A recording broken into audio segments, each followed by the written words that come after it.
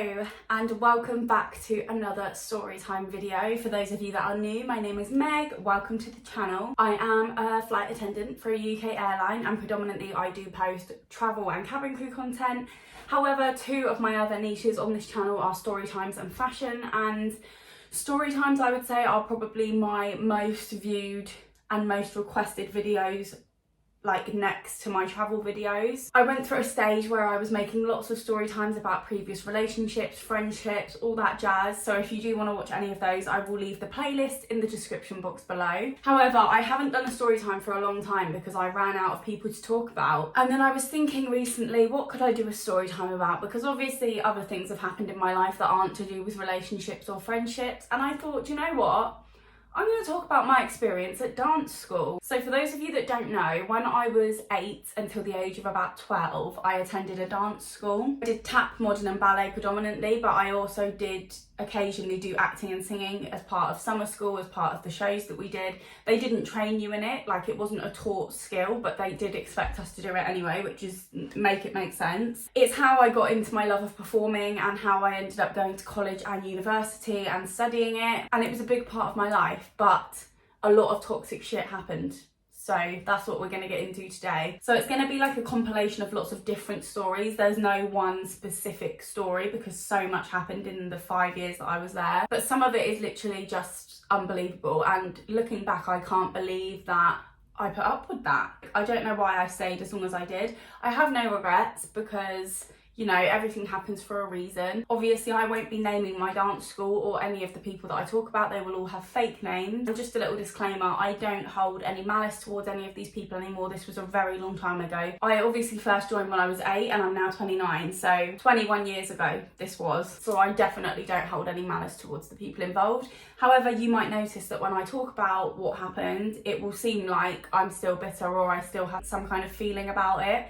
But that's just because I'm being dramatic for the purpose of the video and the story, and I'm also recounting it and talking about it as if it was happening now. So anyway, let's just get straight into it. So I'll set the scene for you. When I was 8, I decided that I wanted to start taking dance classes. So I started off doing tap, modern and ballet. That was what I did every week. I just did it at a local dance school to where I lived. Literally the place that I used to go to, the hall that I used to go to do it was a 5-minute drive from my mum's house. It was very close. I think my mum chose that school because she'd heard good things and it was a very popular school. It was a very popular school. It was one of the biggest in the area that I lived in. Actually, now that I'm looking at it, every story that I've written down all kind of took place around the same time. So basically at this dance school, every year they would put on a show and it would alternate. So one year it would be a ballet show and the next year it would be a tap and modern show, and then it would just alternate. The first year that I was there, they were doing A Midsummer Night's Dream, which was a ballet production. I'd only been in the company for a few months, but they still let me be in the show. And the way that it worked was your grade, because at dance it's like at school you have reception, year 1, year 2, year 3. It's kind of like that, but you have like signets, which is like 2-year-olds basically, pre-primary, primary, and then grade 1, 2, 3, 4, 5, so on. So because I joined quite late in life, not that 8 years old sounds like late in life, but a lot of girls start dancing when they're like 2 or 3 years old. So I was put straight into grade 1 because that's where majority of my age group were at that point. I was going to be in the ballet production, which I was very excited about. When we actually did the show, I'd only been learning ballet for about 6 months, if that. Every show that they did, they would give dancers an opportunity to audition to be in extra dances, basically. It was called stage class because essentially if you weren't in stage class, you would just have 1, maybe 2 if it was a tap and modern show.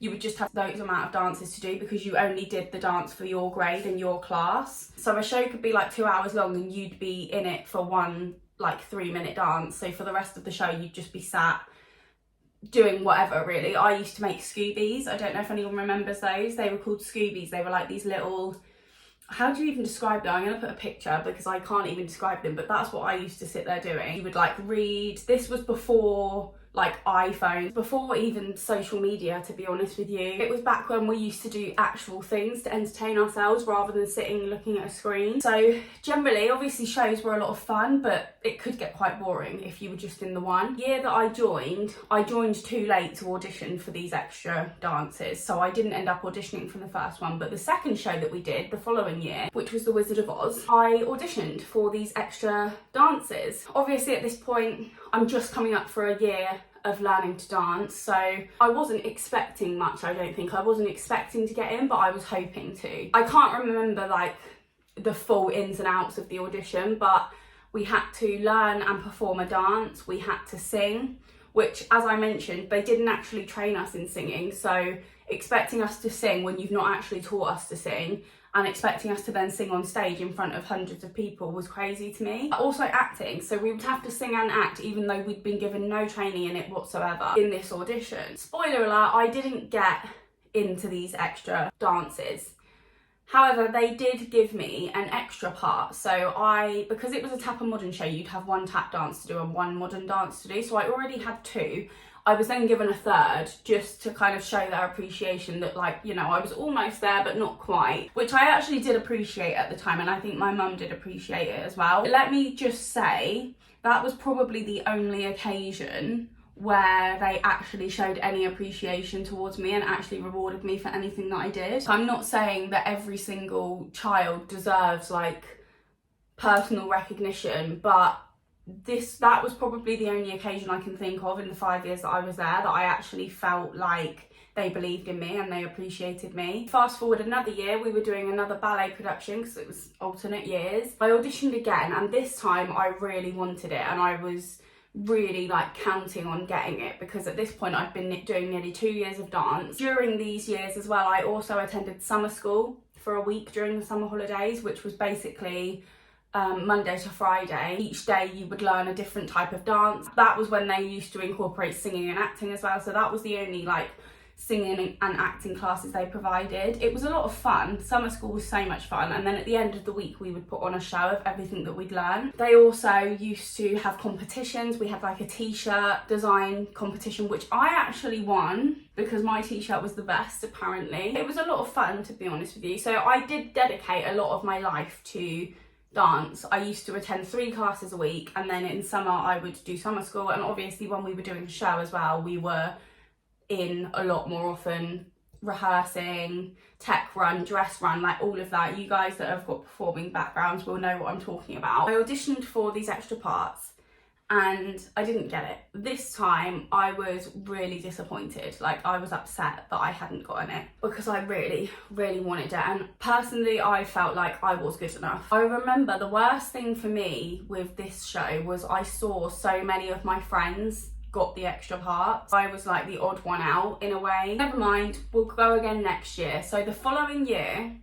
we were doing Charlie and the Chocolate Factory, which was a tap and modern production. I auditioned again and I felt really good about the audition. I was like, this time I'm gonna get it. Like, I know I'm gonna get it this time. I remember the day that my letter came, because they used to tell you in a letter back then. There was no like Facebook groups or anything like that. Facebook hadn't yet been invented at this point in my life. So they used to send you a letter, and the day that my letter arrived, my mum came to get me from school.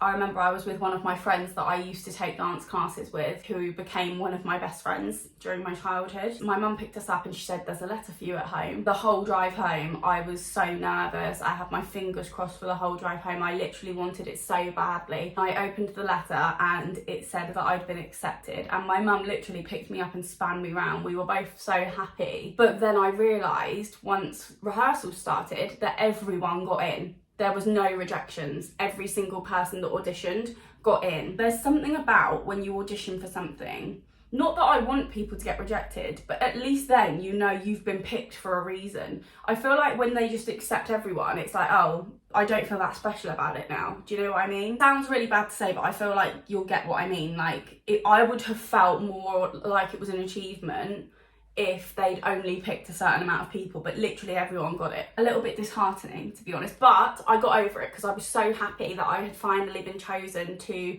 be in these extra parts. Worth mentioning as well, pretty much after you'd been accepted once, you pretty much got it every year. Like, all of the people that I'd seen in these extra parts from when I first joined, they were always in it. Like every year they always got it. So I thought once I got it once, I was like, that's it now. They're going to accept me every year now. Not that I was getting cocky, but I was like, if I'm good enough this year, there's no reason why I wouldn't be good enough for the following years to come. Let's get into this full, I guess it wasn't a whole year. I mean, I probably would have gotten my extra parts in like January, February time. The show was always in July. So basically now, on top of my 3 weekly dance classes I took, I would also be in from like 9 until 4 on a Saturday, rehearsing for all these extra dances. I think I had about 11 or 12 dances in total, and some of them were like right after the other one. So I had some very quick changes backstage. It was a really fun show. I also did a little bit of acting.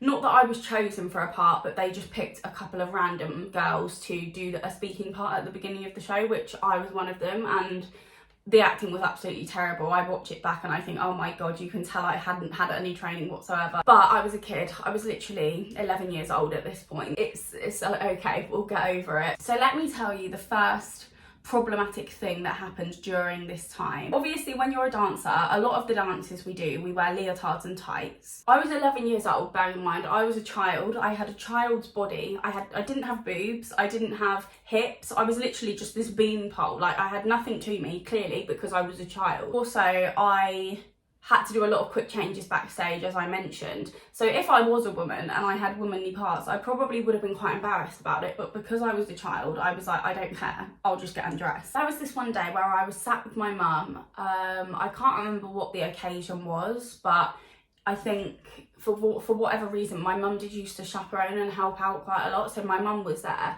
and there was this girl at my dance school, and the best way that I can describe her is she is the real life Veruca Salt. And hilariously, she actually got cast as Veruca Salt in Charlie and the Chocolate Factory. And when I tell you no acting was required, I really do mean that. She was the real life Veruca Salt. And her mum was like the principal of my dance school's right-hand woman.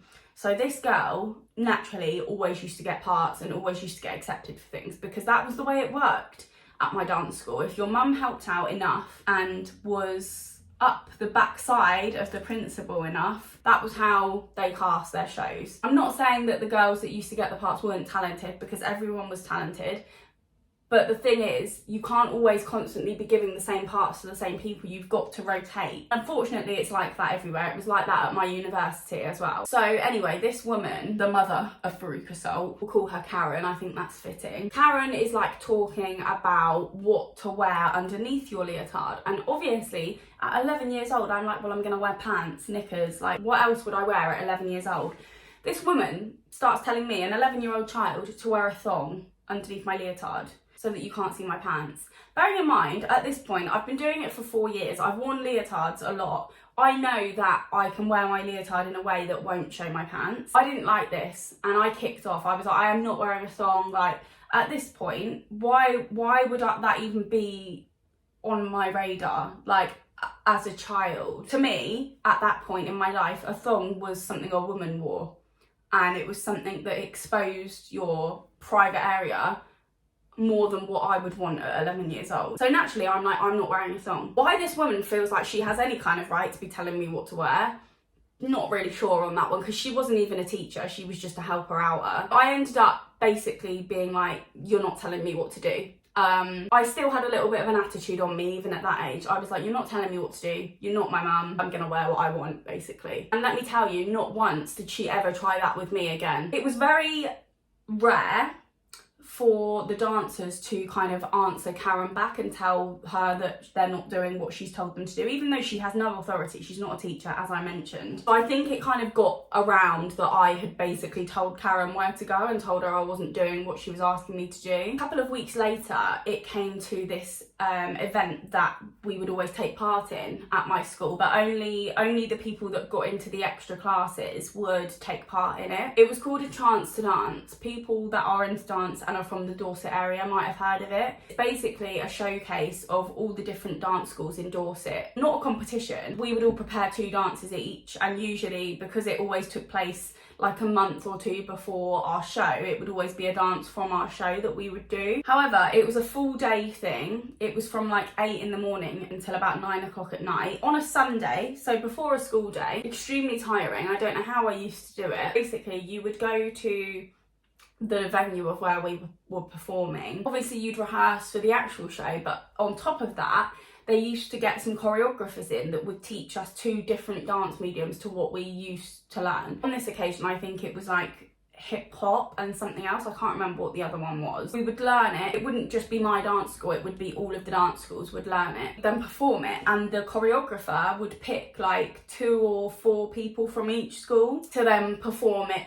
during the actual show that night. I got picked for the first one, the hip hop one, which obviously I was so happy about because it meant that I had an extra dance in this show, which was lovely. Veruca Salt also got picked. Another 2 girls from my dance school also got picked for that one. For the second one that we did, which was, I want to say it was like Latin or something like that. I didn't get picked for that one, but I didn't mind because I'd already been picked for the other one, so I really wasn't that bothered. Veruca Salt also didn't get picked. We were backstage waiting to go and do the tech run for this dance that we'd just been picked to do. And she is like, bearing in mind, she's only a year older than me, so she's 12. She is calling the other choreographer that didn't pick her for his dance a dickhead, and basically just slagging him off because she didn't get chosen for the other dance as well. Why did she have this kind of entitlement to her? Because her mum allowed it. She was a spoiled little brat. She wanted and expected everything, and if she didn't get things her way, she would have a little bitch fit about it. It was quite embarrassing, really. Part of me thinks she's still like this as an adult. Like, I really don't think it's something you grow out of when you're that much of a brat. I mean, don't get me wrong, when I was very young, I was a bit of a brat as well, but I did grow out of it. She's slagging off this guy, and I'm like, do you know what, Veruca?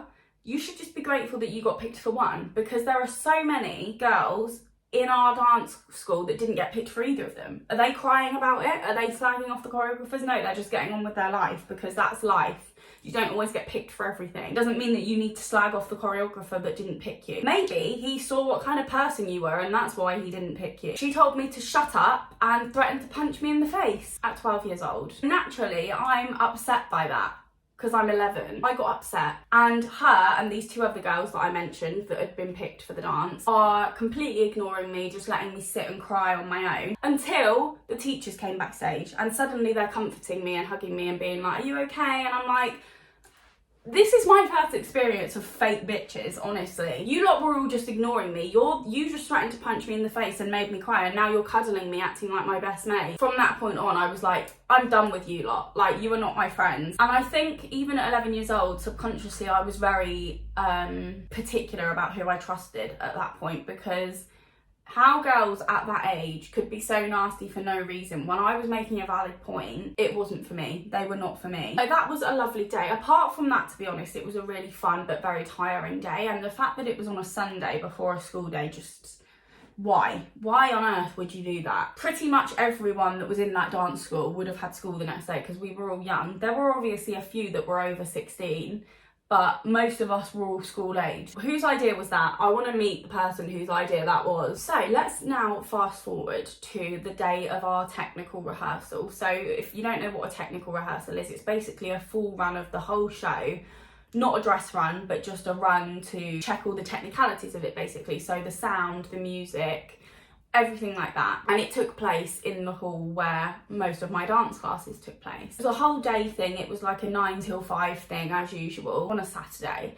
And I wake up the morning of my technical rehearsal, I'm getting ready to go, and suddenly my neck just like is suddenly, the pain here is like unbearable to the point where I can't have my head up straight like this. My head is like this. I'm like this on my shoulder. I can't lift my head because this pain here is like ridiculous. So I rushed downstairs to my mum. I'm like, Mum, I can't lift my neck, like I can't get it off my shoulder. She's panicking and she's like, we need to go to A&E. Obviously at this point I'm not really concerned. I am a little bit concerned about my technical rehearsal, but I'm like, do you know what, my teacher will understand, because at this point what could I really do anyway? It's not like I'm gonna go to a dance rehearsal with my head on one side of my shoulder and pull out all the stops for all 11 dance numbers that I'm in. Like, are you kidding? Surely the most important thing right now is my health. We don't know what the problem is either. You don't mess around when it comes to your neck. Like, that could have been anything wrong with me. Luckily it was something quite minor that was very easily fixable. Not easily fixable actually, but fixable.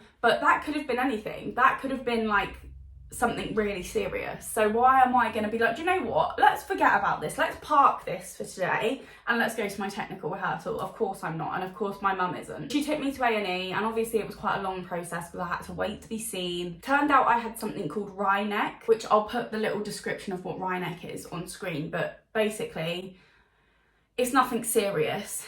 But the way that I needed to get rid of it was basically by having physiotherapy. She did manage, the nurse that I saw that day did give my neck a little bit of a massage and did manage to get it slightly upright, but it was still, I was like this. And I had like one of those neck cushions that people take on planes. I had one of those around my neck to try and like give it some support and give me something to lean on, really. So I go straight from A&E to my technical rehearsal. I was a couple of hours late because of A&E. And my mum goes up to my dance principal and is like, look, this is what's happened. And my dance teacher basically like dismisses my mum and doesn't say anything about it. Doesn't say, oh, I hope she's okay. Is she okay to carry on with today? Like nothing. Just kind of like looks at my mum as if she's just massacred her family. I'm really glad that your most important priority is the welfare of your students and not the technicalities of this show that realistically, when you compare it to the welfare of your students, isn't that important. Honestly, not one teacher, a lot of my friends came up to me and was like, oh my God, are you okay? But not one of the teachers came up to me and was like, Megan, are you okay? Like, what's happened? Can you carry on? They literally did not care about whether anyone was injured, tired, upset, like it didn't matter. Whatever was going on at home, park it at the door. We don't care here. All we care about is whether you can do a step or change in time to this song. And I think that was the point where my mum was kind of done with the people at my dance school. She still chaperoned and she still helped out, but I think subconsciously my mum was like, I don't want my daughter at this school. She didn't say anything to me because she knew that I loved it.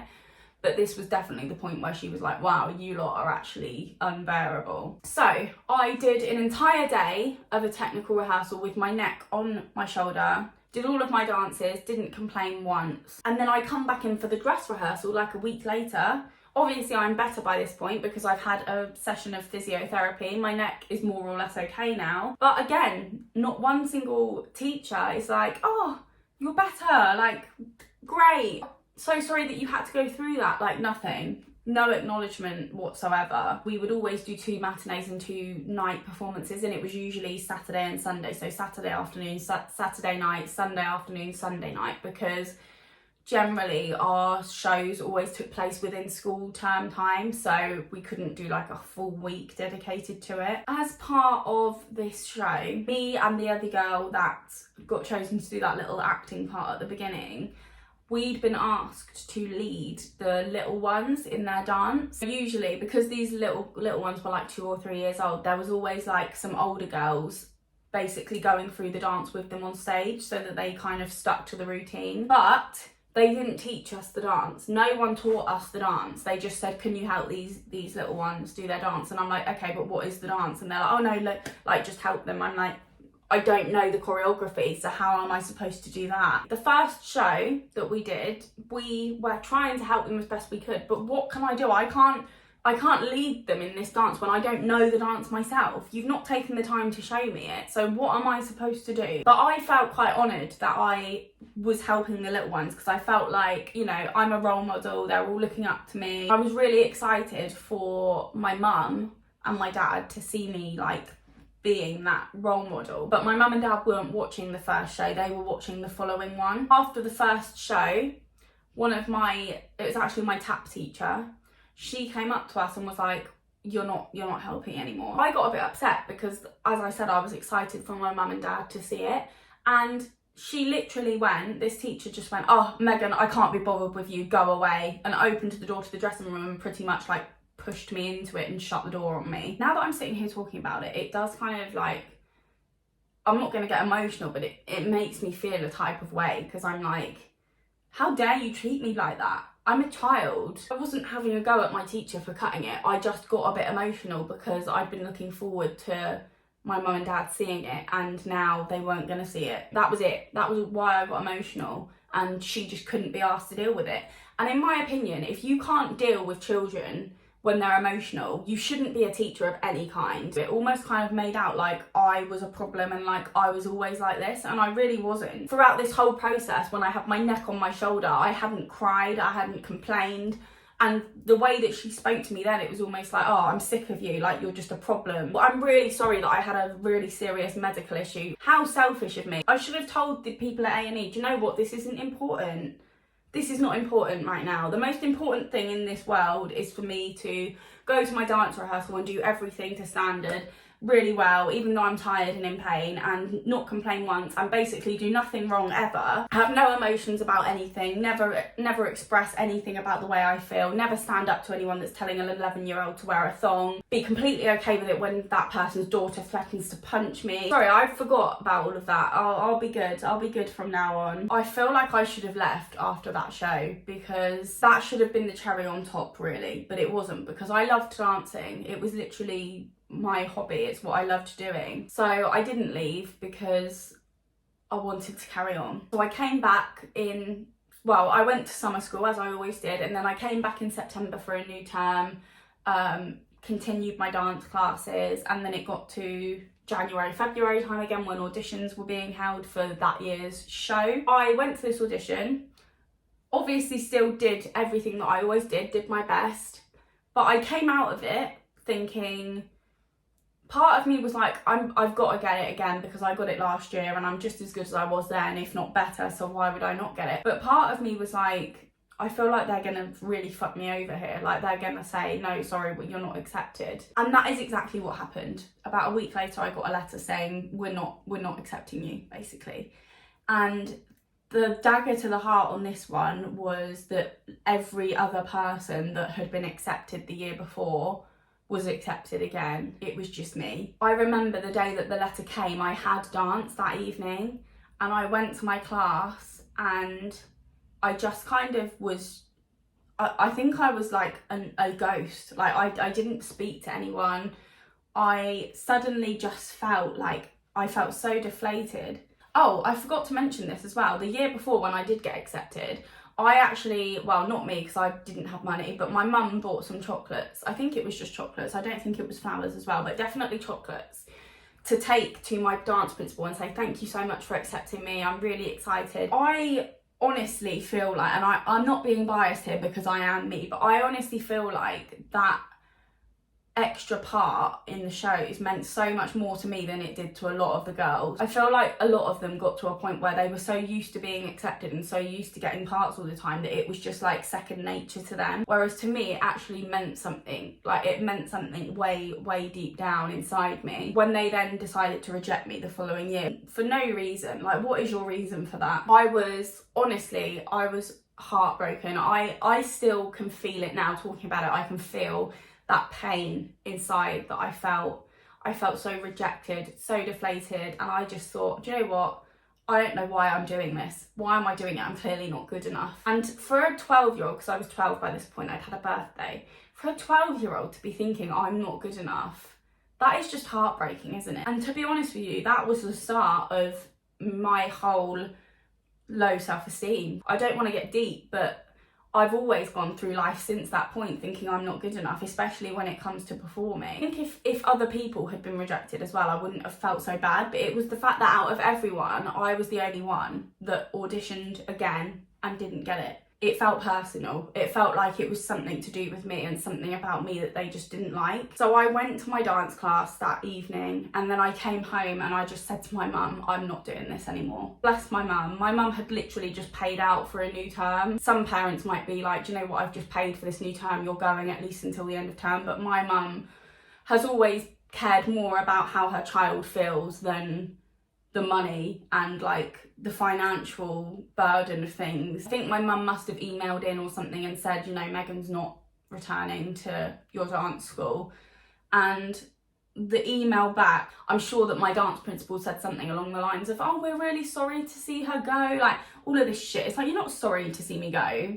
You're not sorry to see me go. You don't even care. I'm just a number to you. I'm not a human being. I'm not someone you care about. That was kind of the end of it for me. I stopped dancing. I actually did look at going to another dance school, but I think part of me was like, I don't want to put myself in this situation again. Like, what if I go somewhere else and they're just as bad there? So I actually stopped dancing, and I didn't resume it until I went to college after I finished school. And then when I went to uni and I did musical theatre, and I was doing ballet, jazz, contemporary, tap, like, I was dancing so much, and it was literally, I always say uni was the best years of my life. I had so much fun, not only because of like the social life of uni, but the fact that I got to dance again, because I love dancing. I would go back to it in a heartbeat, but what I won't allow is anyone to treat me the way that they treated me ever again. I won't allow myself to be put in those toxic situations, and I took that knowledge with me to uni, because when I got to uni, there was a show that was put on every year, a musical to be precise. Head of musical theatre would hold the auditions and then cast it. And I think I went for one, I think it was for Legally Blonde, and realised pretty quickly that it was based off of a favouritism scale. And I was like, this guy's giving me the same vibes that my old dance teachers gave me, so I'm not putting myself in that situation again. I thought I would mention as well that Veruca Salt, I found out years later, because I ended up reconnecting with one of my friends from dance school. They started taking on a Christmas panto every year, and apparently Veruca Salt was in rehearsal one day and she was stropping, doing her usual thing, and my dance teacher asked her to stop nicely, and she basically had an even bigger strop and stormed off. Her mum apologised for her, and then she never went back. They all never saw her again, and I feel like that resembles the part in Matilda where Trunchbull gets driven out of the school by all of those kids. That's how much I would have been celebrating anyway if I saw the back of that girl. But I'm glad that she got her comeuppance, and someone finally stood up to her and was like, stop being a brat, basically. But yeah, that was my experience at dance school, guys. I'm not saying that every single dance school or performing arts school ever is like this. I feel like I've kind of opened up like a portal to a big part of my life, really, that I've never really talked about on YouTube. If you did, please give it a big thumbs up and subscribe to my channel if you want to see more videos. Thank you all so much for watching. Thank you all for the love and support in advance. Again, I don't have any malice towards the people I mentioned. There's definitely a lesson to be learned here, and I learned it, trust me, and ain't nobody treated me like that ever again. Have a lovely rest of your day, evening, morning, whatever time of day it is that you're watching, and I will see you in my next video.